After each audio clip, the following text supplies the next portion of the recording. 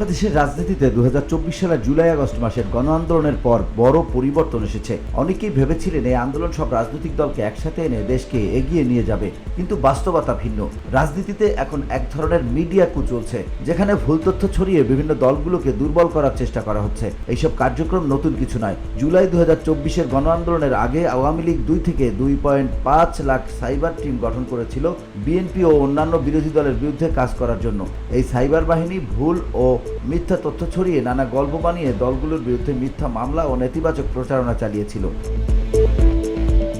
2001 থেকে 2006 সাল পর্যন্ত সময়েও একই ধরনের প্রচারণা চালানো হয়েছিল, যেখানে দেশি বিদেশি মিডিয়া 4 দলীয় জোট সরকারের বিরুদ্ধে প্রতিদিন পালাক্রমে নানান নেতিবাচক তথ্য প্রচার করেছিল। 2006 সালে জোট সরকার ক্ষমতা ছাড়ার সময় অনেকেই মনে করত জোট সরকার মানেই অস্থিরতা ও দুর্নীতি। এই ধারণা মানুষের মনে বসে যায়, যার ফলে সেনা সমর্থিত সরকার আসার সুযোগ তৈরি হয়। এরপর রাজনীতিতে পরিবর্তন আসে, আর বিএনপি ধীরে ধীরে কঠিন এক নির্মম রাজনৈতিক বাস্তবতা ও দীর্ঘ সংগ্রামের মুখোমুখি হয়।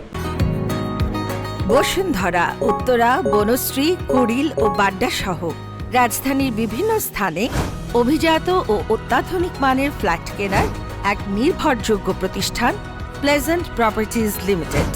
তাই আপনার স্বপ্নের আবাসনের জন্য আজই যোগাযোগ করুন।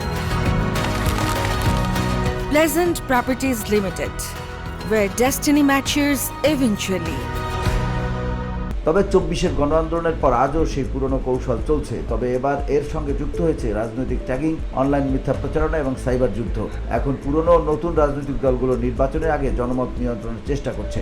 এই কৌশলের মাধ্যমে সম্ভাব্য বিজয়ীদের দুর্বল দেখানোর জন্য অপপ্রচার চালানো হচ্ছে। এক্ষেত্রে বিএনপি সবচেয়ে বেশি এই প্রচারণার শিকার হচ্ছে। সংবাদ মাধ্যম, সামাজিক যোগাযোগ মাধ্যম ও আন্তর্জাতিক প্রচারণায় বিএনপিকে দেশ জুড়ে সব অনিয়মের মূল কারণ হিসেবে তুলে ধরছে। VOD Bangla news desk.